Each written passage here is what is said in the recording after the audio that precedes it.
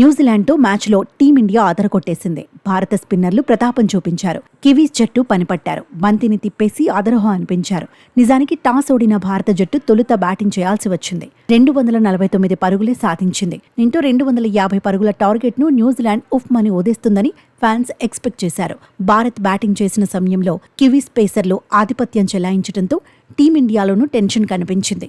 ఎందుకంటే ఈ మ్యాచ్లో స్పెషలిస్ట్ పేసర్ షమి మాత్రమే బరిలో దిగాడు. రెండో పేసర్గా ఆల్రౌండర్ హార్దిక్ పాండ్యానే ఉన్నాడు. స్పిన్నర్లు మాత్రం 4 బరిలో దిగారు.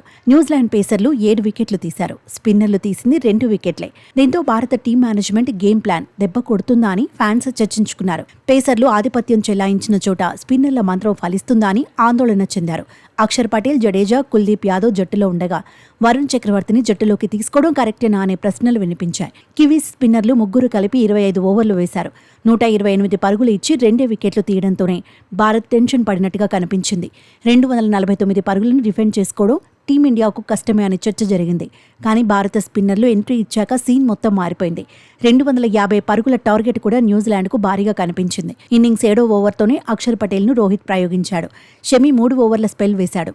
పాండ్యాతో మాత్రం హిట్ మ్యాన్ 4 ఓవర్లు వేయించాడు. ఆ తర్వాత వరుణ్ చక్రవర్తిని రోహిత్ దింపాడు. కెరియర్లో 2వ వన్డేనే కావడంతో వరుణ్ కూడా ఆరంభంలో కాస్త టెన్షన్ పడినట్లు కనిపించాడు.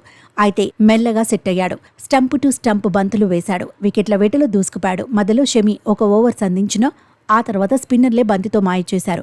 చివరి వరకు న్యూజిలాండ్ పనిపట్టారు. ఇన్నింగ్స్లో కివీస్ మొత్తంగా 45.3 ఓవర్లు ఆడింది.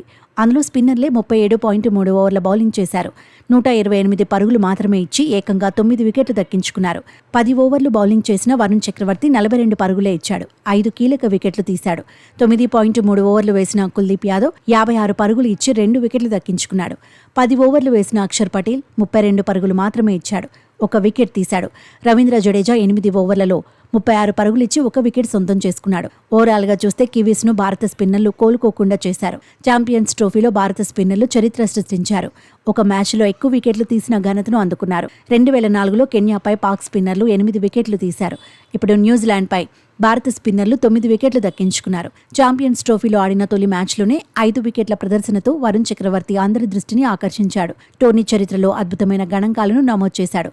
2017లో ఆసీస్ బౌలర్ 52 పరుగులు ఇచ్చి 6 వికెట్లు తీశాడు. ప్రస్తుత టోర్నీలోనే బంగ్లాదేశ్పై షమి 5 వికెట్లు తీసి 53 పరుగులు ఇచ్చాడు. కెరియర్ 2వ వన్డేలోనే 5 వికెట్ల ప్రదర్శనతో వరుణ్ మరో రికార్డును ఖాతాలో వేసుకున్నాడు. చాలా ముందుగా 5 వికెట్ల ప్రదర్శన చేసిన ఆటగాడిగా రికార్డుల్లోకి ఎక్కాడు. 2014లో స్టూవర్ట్ బిన్నీ తన 3వ వన్డేలోనే 6 వికెట్లు సాధించాడు. ఛాంపియన్స్ ట్రోఫీలో అత్యుత్తమ గణాంకాలు నమోదు చేసిన 2వ భారత బౌలర్గాను వరుణ్ నిలిచాడు. 2013లో రవీంద్ర జడేజా 36 పరుగులు ఇచ్చి 5 వికెట్లు తీశాడు. ఛాంపియన్స్ ట్రోఫీ చరిత్రలో తొలిసారి ఒకే మ్యాచ్లో 2 బౌలర్లు 5 వికెట్ల ప్రదర్శన చేశారు. భారత్ తరపున వరుణ్ చక్రవర్తి, న్యూజిలాండ్ తరపున హెన్రీ 5 వికెట్లు సాధించారు. ఓవరాల్గా వరుణ్ అదరగొట్టేశాడు. కెరియర్లో 2వ వన్డేతోనే హైలైట్ అయ్యాడు.